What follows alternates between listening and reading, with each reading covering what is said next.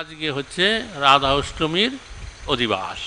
কালকে রাধা অষ্টমী হবে, আজকে তার পূর্বদিন। এই দিন হচ্ছে যে কোনো মাঙ্গলিক অনুষ্ঠানের অধিবাস অনুষ্ঠান করতে হয়, তার কথা চিন্তা করতে হয়, আলোচনা করতে হয়।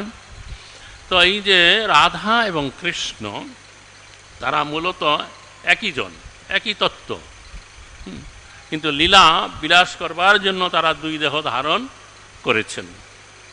তবে এই যে রাধা এবং কৃষ্ণের এই যে আবির্ভাব, এটা গোলক বৃন্দাবনে আছে, আবার এই ভৌম জগতে যখন তারা লীলা বিলাস করবার জন্য আসেন তো এই জগতেও আছে।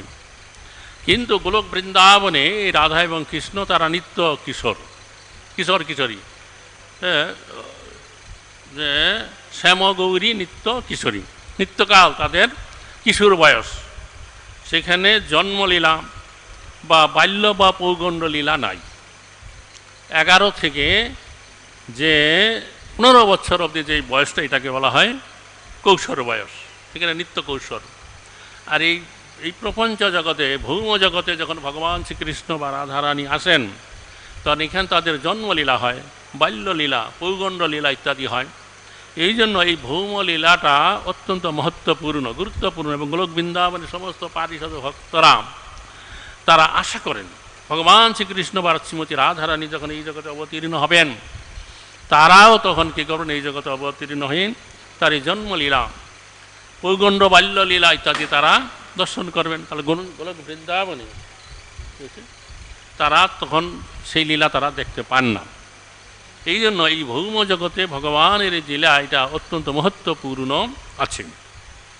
তো ভগবান শ্রীমতী রাধারানীর এই যে গোলক বৃন্দাবনে তার যে আবির্ভাবের লীলা, এটা শাস্ত্রে এমন বর্ণনা করা আছে যে এক সময়ে একটা সুন্দর গোলক বৃন্দাবনে মঞ্চ রচনা করা হয়েছিল। সেই মঞ্চের চতুর্পাশে নানা রকম এই ফল ফুলের গাছ বিরাজমান ছিল। নানা রকম পাখিরা তারা পূজন করছিল, এবং সমস্ত ব্রহ্মা, বিষ্ণু, শিব, সমস্ত দেবগণ, লোকপালগণ তারা সেখানে উপস্থিত ছিলেন। তো কৃষ্ণ সুন্দর উত্তম আসনে বসেছিলেন, এবং সকলেই যেন কার যেন একটা প্রতীক্ষা করছিলেন, কারও প্রতীক্ষা। তখন দেখা গেল কি যে কৃষ্ণের বাম অঙ্গ কম্পন হচ্ছে। তো কম্পন হতে হতে একসময় সেখানে 14 বৎসরের কিঞ্চিত অধিক বয়স্ক এক কিশোরী সেখান থেকে বেরিয়ে এলো। সেই নিকটস্থ যে বাগান আছে, উদ্যান আছে, সেখান থেকে পুষ্প চয়ন করে কৃষ্ণ আরাধনা করলেন। তো কৃষ্ণকে আরাধনা শ্রেষ্ঠ বলে তার নাম হলো রাধা। তখন সেখানে এই রাধা কৃষ্ণের এই যে লীলা গোলক বৃন্দাবনের নিত্যধামে, তা শুরু হইল ক্রমে ক্রমে শ্রীমতী রাধারানী থেকে তার যত সখী মঞ্জরী দাসী তারা প্রকট হইলেন, এবং কৃষ্ণের থেকে সমস্ত সখা এবং অন্যান্য পরিকরগণ তারা প্রকটিত হইলেন। এইরকমভাবে গোলক বৃন্দাবনে কৃষ্ণের আবির্ভাবের কথা বর্ণনা করা আছে। মূলত আমাদের জানতে হবে রাধা এবং কৃষ্ণ একাত্মা, একই তত্ত্ব। তারা লীলা বিলাস করবার জন্য ভিন্ন দেহ ধারণ করেছেন, বোঝা গেল। আর এই ভৌম জগতে ভগবান শ্রীকৃষ্ণের এবং শ্রীমতী রাধারানীর, বিশেষ করে রাধারানীর বিভিন্ন কল্পে, বিভিন্ন সময়ে, বিভিন্নভাবে তারা আবির্ভূত হয়েছেন এই রাধারানী। কিন্তু সর্বসময় তারা এই ভাদ্র মাসের এই শুক্লপক্ষের এই অষ্টমী তিথিতে তিনি আবির্ভূত হয়েছেন। তো কোনো কল্পে কোনো মুনি বিষবানু রাজাকে একটা ডিম্ব দিয়েছে, ডিম্ব এনে তার পত্নীকে দিয়েছেন। তো সেই পত্নীর থেকে রাধারানী, সেই ডিম্ব থেকে রাধারানী প্রকট হয়েছেন। আবার কোনো কল্পে অন্যভাবে হয়েছেন। তো এইখানে রাধারানীর এই জগতে অবতীর্ণ হওয়ার কিছু মুখ্য কারণ আছে, আবার কিছু গৌণ কারণও আছে। মুখ্য কারণ হচ্ছে এই জগৎবাসী যত জীব আছে তাদেরকে এই ব্রজপ্রেম, এই মাধুর্য রসের ভক্তি প্রদান করবেন লীলাবিলাস করে, সেটা হচ্ছে মুখ্য কারণ। আবার অন্যান্য কারণের ভিতরে শ্রীদামের অভিশাপ বা অন্যান্য যে কারণ সেগুলোকে বলা হয়েছে গৌণ কারণ। তো এই ভৌম জগৎ, এই ভগবান শ্রীকৃষ্ণ যখন সে গোলক বৃন্দাবনে লীলাবিলাস করছিলেন, তখন এক সময় আরেকটা গোপী মানে সখী বিরজাতা যার নাম, তার একবার তীব্র ইচ্ছা হয়েছিল মনে যে তার কুঞ্জে তিনি রাধা কৃষ্ণকে নিয়ে একান্তে কী করবেন, আরাধনা করবেন, পূজা করবেন। তো কৃষ্ণ শ্রীমতী এই বিরজা দেবীর মনের ভাব বুঝতে পেরে একদিন তিনি একাকী কী করলেন, একাকী নয়, সঙ্গে তিনি শ্রীরামকে নিয়ে বিরজার কুঞ্জের দিকে গেলেন, কিন্তু তিনি রাধাকে কিন্তু সঙ্গে নিলেন না। তো বিরজার কুঞ্জে দ্বারে গিয়ে তিনি শ্রীরামকে বললেন, তুমি দ্বার রক্ষা করো, আমি যতক্ষণ পর্যন্ত এই কুঞ্জের ভিতরে থাকব, অন্য কেউ যদি আসে প্রবেশ করতে চায় তাকে তুমি প্রবেশ করতে দেবে না। তখন শ্রীরাম বলল, এই কি প্রভু, আপনার এই কি লীলাম, যদি শ্রীমতী রাধারানী এসে ভিতরে প্রবেশ করতে চায় তাহলে আমি কি করব? তখন কৃষ্ণ হেসে বললেন, তুমি আমার আজ্ঞা শুধু পালন করবে। তখন কৃষ্ণ কী করলেন, একাকী বিরজার কুঞ্জে প্রবেশ করলেন, বিরজা তার সেবা পূজা করতে লাগলেন। আর এইদিকে শ্রীমতী রাধারানী বিশ্রাম করছিলেন। তিনি উঠে দেখলেন যে তার পাশে কৃষ্ণ নাই। তখন সখীদের কাছে জিজ্ঞাসা করে জানতে পারলেন যে কৃষ্ণ বিরজার কুঞ্জে গিয়েছেন। তা শুনে রাধারানী সন্তুষ্ট হইলেন, তিনিও তখন বিরজার কুঞ্জের দিকে যেতে লাগলেন। আর কুঞ্জ দ্বারে গিয়ে দেখলেন শ্রীরাম দ্বার রক্ষা করে দাঁড়িয়ে আছে। তখন রাধারানী বললেন, তুমি দ্বার ছাড়ো, আমি ভিতরে প্রবেশ করব। তখন শ্রীরাম বলেন, প্রভুর হাত জোর করে বলেন, প্রভুর আদেশ এরকম নাই, তিনি আমাকে আদেশ করেছেন আমি যতক্ষণ পর্যন্ত এই কুঞ্জের ভিতরে থাকব অন্য কেউ যেন না আসে ভিতরে। তখন রাধারানী একটুখানি ক্রোধান্বিত হয়ে বললেন, দেখো আমি কৃষ্ণ প্রেয়সী রাধা, আমি কুঞ্জে প্রবেশ করবো, তুমি দ্বার ছেড়ে দাও। বলছে, না, প্রভুর আজ্ঞা বিনা তো আমি দ্বার ছাড়তে পারি না।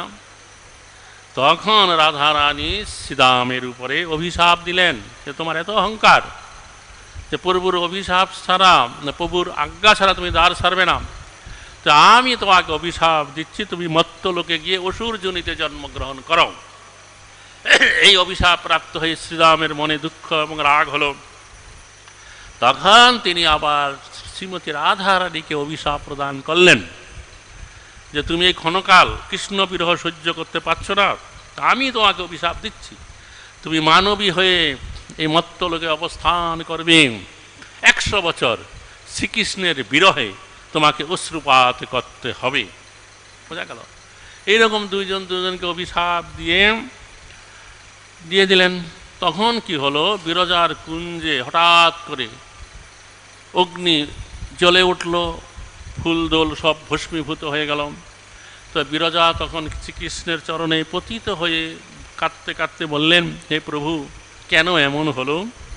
তখন শ্রীকৃষ্ণ বললেন যে শ্রীরাম রাধারানীকে রোধ করেছে, কিন্তু তার ক্রোধকে রোধ করতে পারেনি, তার এই ক্রোধানলেই এই অবস্থা সৃষ্টি হয়েছে।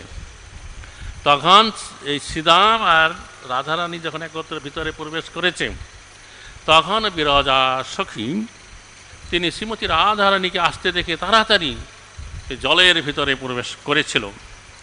তখন রাধারানী তাকে উদ্দেশ্য করে বলল, হে বিরজা, তুমি একাকী কৃষ্ণ সঙ্গ সুখ উপভোগ করছো আর আমাকে দেখে জলের ভিতরে তুমি লুকাচ্ছ, তা আমি তোমাকে অভিশাপ দিচ্ছি, তুমি মত্ত লোকে গিয়ে জল হয়ে থাকবে। হ্যাঁ, বোঝা গেল? তখন বিরজা উঠে আসলেন, কৃষ্ণের চরণে পতিত হয়ে বললেন, হে প্রভু, এখন আমার কি গতি হবে? বলছে, ঠিক আছে, কোনো দুঃখ করো না, তুমি মত্ত লোকে কী করবে, যমুনা নদী হয়ে প্রকাশিত হবে, এবং আমি যখন মত্ত লোকে যাব তোমার জলে এবং তোমার তীরে আমি বহুবিধ ক্রিয়া লীলাবিলাস করব। আরেকটা স্বরূপে তুমি কলিন্দ পর্বতের কন্যা রূপে, কালিন্দী রূপে জন্মগ্রহণ করবে, এবং আমি যখন দ্বারকায় লীলা করব তখন 8 পাটরানীর মধ্যে তুমি এক পাটরানী হবে।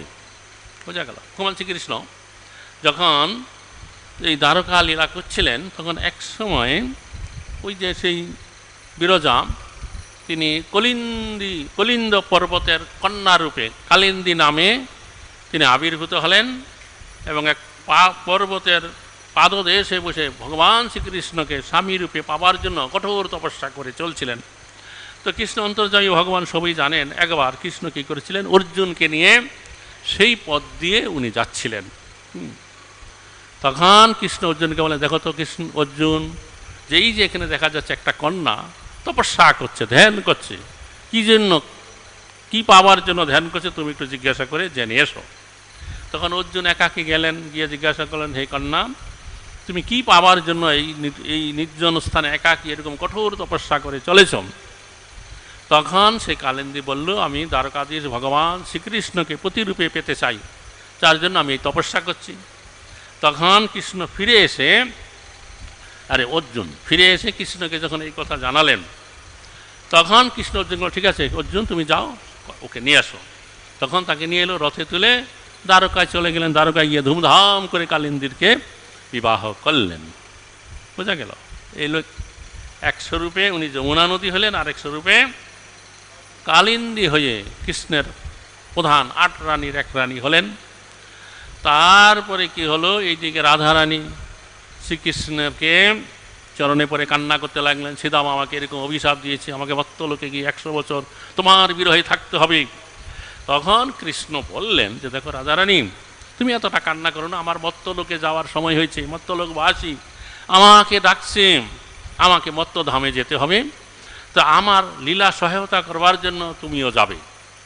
তখন শ্রীমতী রাধারানী বললেন, যেখানে বৃন্দাবন ধাম নাই, যেখানে গোবর্ধন পর্বত নাই, যমুনা নদী নাই, সেখানে আমি থাকবো কেমন করে, থাকতে পারবো না।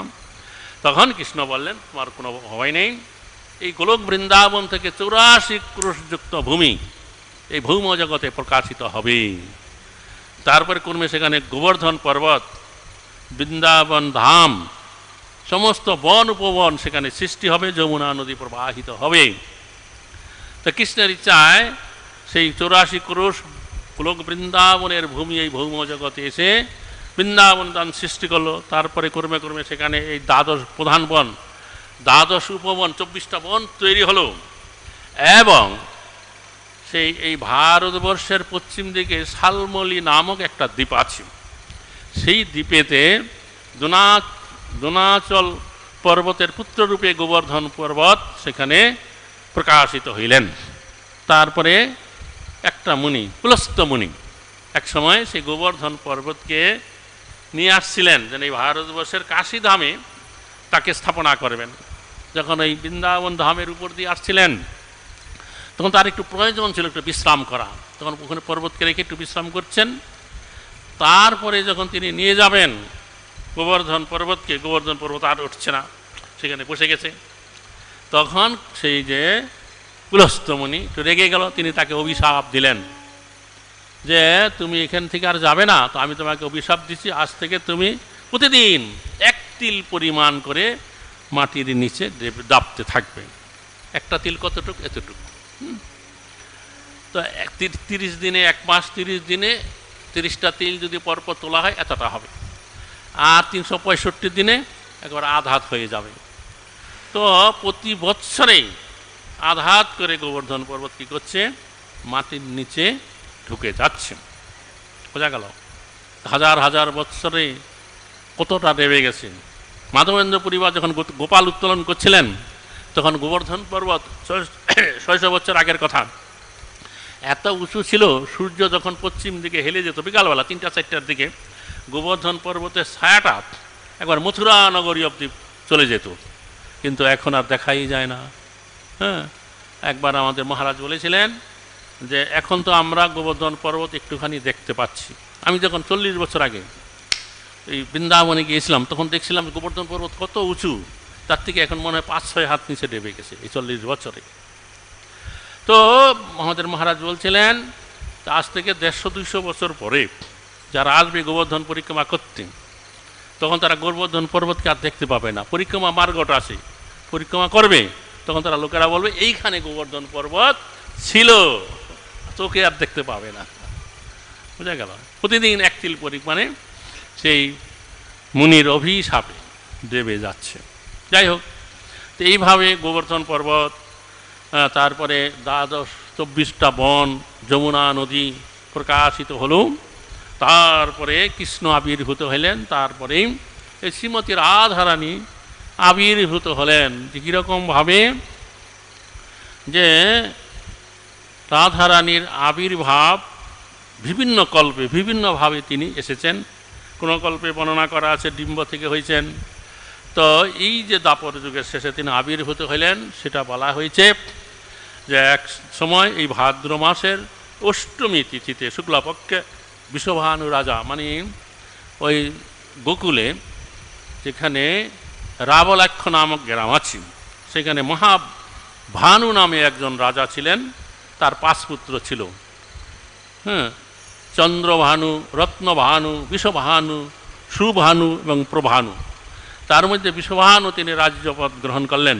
তিনি প্রতিদিন বিল থেকে কী করতেন, পদ্মফুল তুলে, এই সময় পদ্মফুল ফুটে শরৎকালে, তুলে ভগবানের পূজা অর্চনা করতেন। একদিন যখন পুষ্প চয়ন করতে গেছেন, দেখেন 2টা শতদল, 78 শতদল পদ্মের উপরে অঙ্গুষ্ঠ পরিমাণ 2টা কন্যা। তো তিনি যখন নিয়ে এলেন বাড়িতে, সদ্যজাত কন্যার মতন হয়ে গেল। তার একটা কন্যাকে তার জ্যেষ্ঠ ভ্রাতা বিষভানু রাজাকে দিলেন, যার নাম হলো চন্দ্রাবলী। আরেক কন্যাকে তার পত্নীকে দিলেন, কীর্তিদাকে। সেই কন্যার নাম হইল রাধা। এইভাবে তারা প্রকট হইলেন। তারপরে কি হয়েছে, জীব গোস্বামী পাদ তার এক গ্রন্থে তিনি বর্ণনা করেছেন, এক সময় যখন পর্বতরাজ হিমালয়ের কন্যা উমা দেবী দীর্ঘদিন তপস্যা করে ভগবান যে শিবকে যখন পতিরূপে পেয়েছিলেন, শিব যখন বর সেজে সেখানে বিবাহ করতে এসেছিলেন, তখন সমস্ত দেবতাগণ, লোকপালগণ বহু সমারোহে সেই বিবাহে উপস্থিত ছিলেন। এইভাবে সেই পর্বতরাজ হিমালয়ের কন্যা উমা বা পার্বতী দেবীর সাথে শিবের বিবাহ দেখে তখন সেখানে উপস্থিত বিন্ধ্যাচল পর্বত, তারা স্বজাতীয়, তো তার মনে একটুখানি দুঃখ হয়েছিল যে আমার স্বজাতীয় হিমালয়, তিনি এরকমভাবে কন্যার বিবাহ হলো আর তার জামাতা এরকম হলো, তো আমার এমন একটা কন্যা হবে, যেই কন্যার বিবাহে এমন একটা জামাতা আমি প্রাপ্ত হব যে ব্রহ্মা শিব এসে তার দ্বারস্থ হয়। এইরকম চিন্তা করে তিনি ভগবান নারায়ণের উদ্দেশ্যে কঠোর তপস্যা করতে লাগলেন দীর্ঘকাল। এক সময় ভগবান নারায়ণ তার সম্মুখে দেখা দিলেন এবং তিনি বললেন, কেন তুমি এরকমভাবে কঠোর তপস্যা করে চলেছ? বলছে, আমি চাই আমার এমন একটা কন্যার জন্ম হবে, যেই কন্যার বিবাহের দ্বারা আমি এমন একজন জামাতা প্রাপ্ত হব যে ব্রহ্মা শিব সমস্ত লোকপাল দেবতাগণ তার দ্বারস্থ হবে। তখন ভগবান নারায়ণ বলে, তথাস্তু তাই হবে। তখন ভগবান নারায়ণ চিন্তা করলেন যে তার এরকম একটা কন্যা হবে আর জামাতাকে সমস্ত ব্রহ্মা শিব লোকপালগণ দ্বারস্থ হবে, তাহলে তো আমাকেই যেতে হবে। তখন এক সময়ে সে বিন্ধ্যাচল পর্বতের 2টা কন্যা সন্তানের জন্ম হলো, যমজ 2টা কন্যা। তখন সেই কন্যার জন্মজাত কার্য করবার জন্য বিভিন্ন ব্রাহ্মণ মুনি ঋষিদেরকে ডাকা হলো। তারা তখন একটা যজ্ঞ অনুষ্ঠান করে সেই জাতকর্ম করছিলেন। তখন সেই কন্যা 2টাকে সেই যেখানে যজ্ঞস্থলী তার পাশেই 2টা দোলনাতে শোয়ায় রাখা হয়েছিল, ছোট ছোট শিশু ছেলেমেয়েরা। দাসীরা তার নিকটে তাকে পর্যালোচনা করছিলেন। আর সেই বিন্ধ্যাচল পর্বত সেই যজ্ঞ কার্যে বসেছিলেন, আহুতি দিচ্ছিলেন। আর এই দিকে কি ছিল, নারদ মুনি, তিনিই তখন মথুরা রাজা কংসকে গিয়া বলল যে দেখো সুন্দর একটা সংবাদ, যে এই দক্ষিণ ভারতে যে বিন্ধ্যাচল পর্বত আছে, সেই সম্প্রতি সেই বিন্ধ্যাচল পর্বতের পত্নী 2টা কন্যা সন্তান প্রসব করেছে। তো এই কন্যা সাথে যার বিবাহ হবে সে হবে মহাবলশালী, ঐশ্বর্যশালী, বিলশালী, সমস্ত গুণের আধার সে হবে। সে জীবনে কেউ কাকে যুদ্ধে পরাস্ত করতে পারবে না। এত গুণ সম্পন্ন কথা শুনে তখন কংস চিন্তা করলো, ঠিক আছে, খুব ভালো কথা, তাহলে আমি এই 2টা কন্যাকে হরণ করে নিয়ে আসবো, মথুরায় আনবো, এনে তাদের লালন পালন করে তারা যখন বড় হবে তখন আমি তাদেরকে বিয়ে করব। এইরকম চিন্তা করে একটা খেচুরি তার আকাশে উড়ে যেতে পারে, ওর অনেক রাক্ষস ছিল কার কাছে, কংসের কাছে। বলো তুমি এখানে যাও বিন্ধ্যাচল পর্বতে, বিন্ধ্যাচল পর্বতের 2টা কন্যা সন্তান জন্মগ্রহণ করেছে, তাদেরকে 2জনকে হরণ করে তুমি মথুরাতে নিয়ে আসো। এই কন্যা সন্তান 2টা আমি লোকের দ্বারা লালন পালন করিয়ে বড় হলে আমি বিবাহ করব। তখন সেই খেচরি সেখানে গেছে উড়ে আকাশ মার্গে, গিয়ে দেখছে সুন্দর সেখানে যজ্ঞ হচ্ছে, ব্রাহ্মণেরা বৈদিক মন্ত্র উচ্চারণ করছে, আর এইদিক ওইদিকে অনেক লোকজন আসেন। আর সেই কন্যা দুইটাকে দুইটা দোলনার উপরে শয়ন করে রেখেছে সমস্ত দাসদাসী এবং শিশুরা সেখানে আছে। তখন সেই যে খেচরি উড়ে গিয়ে লম্বা হাত বাড়িয়ে দুই কন্যাকে দুই হাতে ধরে একেবারে আকাশ মার্গে উড়ে গেছে। আর তখন সেই সমস্ত স্ত্রী লোক বা ছেলেমেয়েরা তখন চিৎকার করে হচ্ছে নিয়ে গেল, নিয়ে গেল, মানে একটা রাক্ষসী এসে কন্যা দুটাকে নিয়ে গেল। তখন সকলে হাই হাই করতে লাগলো। তখন ব্রাহ্মণেরা দেখলো সর্বনাশ, যে তাকে কন্যা দুইটা বিন্ধ্যাচল পর্বতের এক খেচুরি নিয়ে যাচ্ছে, কিন্তু তারা যজ্ঞেই বসেছিল। যজ্ঞে তখন তারা কি করলো, তাড়াতাড়ি রেগে অসুর মারণ যজ্ঞ আহুতি প্রদান করলো। যেই যজ্ঞে অসুর মারণ আহুতি প্রদান করলো, তখন ওই যে খেচুরিটা যে ওদের নিয়ে যাচ্ছিল তার মাথা একেবারে ঘুরে গেল, চক্ষু একেবারে লাল হয়ে গেল, কিছুই আর দেখতে পায় না। তখন তার হাত পা শিথিল হয়ে গেল, তার হাত থেকে কন্যা দুইটা পড়ে গেল নিচে। তো তারা উড়ে চলে এসেছিল সে গোকুলের নিকটে যে যমুনা নদী আছে, যমুনার হ্রদ, সেখানে যেখানে বিশ্ববানু রাজা প্রতিদিন পদ্ম ফুল তুলতে যায়। তো সেই দিন যখন গেছে তখন দেখছে দুইটা বড় বড় পদ্ম ফুলের উপর দুইটা কন্যা একবার স্বর্ণ পুতলিকার ন্যায় পড়ে আছে। তো তিনি তখন সেই দুইটা কন্যাকে নিয়ে এলেন। একটা কন্যাকে তার জ্যেষ্ঠ ভ্রাতা সেই চন্দ্রভানু রাজাকে দিলেন, তার নামই হলো চন্দ্রাবলী। আর তার পত্নীকে আরেকটা কন্যা দিলেন যার নাম হলো রাধা। বোঝা গেল, এইভাবে রাধা চন্দ্রাবলী আবির্ভূত হইলেন একই দিনে। তখন সমস্ত ব্রজভূমিতে এই কথা ছড়িয়ে পড়ল যে বিশ্বভানু রাজার একটা কন্যা সন্তানের জন্ম হয়েছে, খুব স্বর্ণপত্রিকার ন্যায় অতীব সুন্দর। তখন সবাই আনন্দে দেখতে লাগলো। তারপর আরেকটা ঘটনা হয়েছিল কি, ভগবান শ্রীকৃষ্ণ যখন শ্রীমতী রাধারানীকে বলেছিলেন যে তোমাকে মর্ত্যলোকে আমার লীলা সহায় করবার জন্য যেতে হবে, আমিও যাব। তখন রাধারানী বলছিল, একটা শর্ত দিয়েছিল, আমি যখন এই ভৌম জগতে অবতীর্ণ হব, তোমাকে যতক্ষণ পর্যন্ত না দেখতে পাবো আমি কিন্তু চোখ খুলে তাকে কাউকে দেখব না, আমি চক্ষু উন্মিলন করে তোমাকে আমি প্রথম দেখতে চাই। তো এই জন্য রাধারানী জন্মগ্রহণ করেও তিনি চক্ষু মুদ্রিত করে ছিলেন। তখন কি হলো, যে সমস্ত ব্রজবাসীরা এসে দেখছে এবং তার সবার মনে খুব আনন্দ, কিন্তু আনন্দের মাঝে একটা দুঃখ, যে এরকম সুন্দর সুলক্ষণাযুক্ত একটা কন্যা জন্মগ্রহণ করেছে কিন্তু সে অন্ধ, চোখ খুলে তাকাচ্ছে না। এই তখন ব্রজবাসীরা দলে দলে এসে দেখতে লাগলো, আনন্দ করতে লাগলো। তখন গোকুলে যে নন্দ মহারাজের পত্নী যশোদা, তার সাথে কীর্তিদার সখ্য ভাব ছিল, তিনি তখন তার নীলমণিকে কোলে নিয়ে এই বিশ্বভানু রাজার কন্যাকে দর্শন করতে এলেন। তা সে আসার পরে কীর্তিদা তাকে অভ্যর্থনা করলো এবং বলল, দেখো সখী, যে আমার কপালে এমন ছিল, এমন আমরা আরাধনা করলাম, আর আরাধনা করে আমার বিধাতা আমাদেরকে এত দুঃখ দিল, একটা অন্ধ কন্যা প্রাপ্ত হয়েছি, এই দুঃখ আমি কোথায় রাখব। তখন মা যশোদাকে নিয়ে যখন ভিতরে গেছে, তখন শয্যা থেকে কীর্তিদা কী করেছে, তাকে কোলে তুলে নিয়েছে। আর একদিকে যশোদা, তার কোলে কৃষ্ণ আছে। তো শিশুদের স্বভাব, সামনে অন্য কোনো শিশু দেখে তার মুখে কি করে হাত বাড়িয়ে দেয়। তখন কৃষ্ণ কী করছে, রাধারানীর মুখে হাত দিচ্ছে। তার হস্তস্পর্শ পেয়ে রাধারানী বুঝতে পেরে গেছেন তার প্রিয়তম কৃষ্ণ এসে গেছে। তৎক্ষণাৎ চোখ মিলে তাকিয়ে তাকে দেখেছে।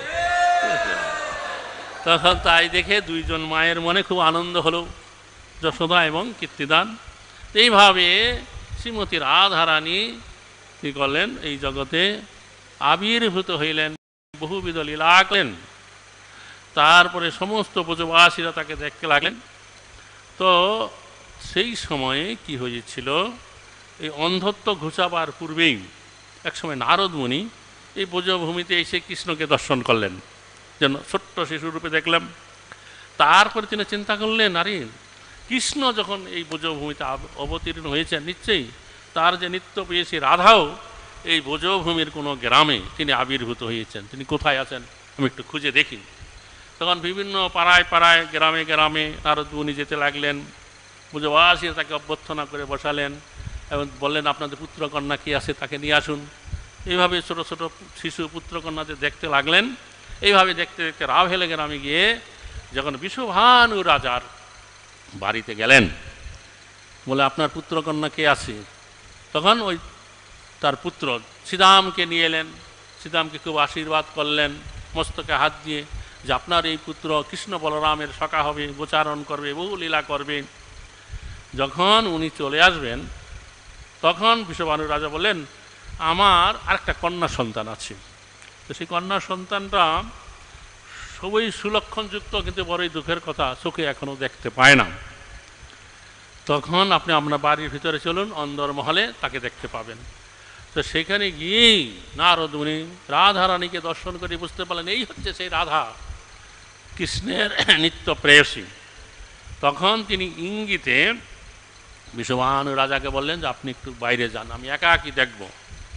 তখন সেই নারদ মুনি বিভিন্ন স্তুতি করতে লাগলেন যে রাধে, তুমি দয়া করে আমাকে তোমার কৌশল মূর্তিতে একবার দেখা দাও। তখন রাধারানী নারদ মুনি সেই প্রার্থনা শুনে সেই কৌশল মূর্তিতে তার সখীগণের দ্বারা পরিবৃপ্ত হয়ে কৃষ্ণকে দেখা দিলেন, আরে নারদ মুনিকে দেখা দিলেন। তখন কৃষ্ণ সেখানে এলেন, তারা বিভিন্ন লীলা করলেন, নারদ মুনি তা দর্শন করলেন। তখন নারদ মুনি একবার আনন্দে সেখানে অভিভূত হয়ে মূর্ছিত হয়ে পড়ে গেলেন। তখন সখীরা কী করলেন, রাধারানীর চরণ জহুত জল এনে তাকে ছিটিয়ে দিলেন। তখন নারদ মুনি আবার সম্বিত ফিরে পেলেন। তখন সখীরা বললেন, হে নারদ মুনি, আপনি মহাভাগ্যবান, এই রাধা গোবিন্দের এই যে কৌশল মূর্তিতে দর্শন এই ভৌম জগতে আপনি প্রথম দর্শন করলেন। তো এইভাবে তারা নিত্যলীলা প্রকাশ করলেন। যাই হোক, তারপরে নারদ মুনি বেরিয়ে এলেন, এসে বললেন, তোমার এই যে কন্যা খুব সাবধানে তুমি লালন পালন করবে, এই যেমন তেমন কন্যা নয়।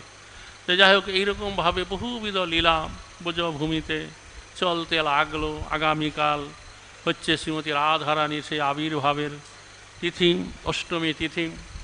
তো আজকে আমি একটুখানি সূচনা, সামান্য একটু কথা বললাম। আগামীকাল অন্যান্য বড় বড় মহারাজরা তারা রাধারানীর তত্ত্বকথা, লীলা কথা, মহিমার কথা, গুণের কথা আপনাদের কাছে বর্ণনা করবেন। নিতাই গর্বে মানন্দে হরি হরি, জয় শ্রী রাধে।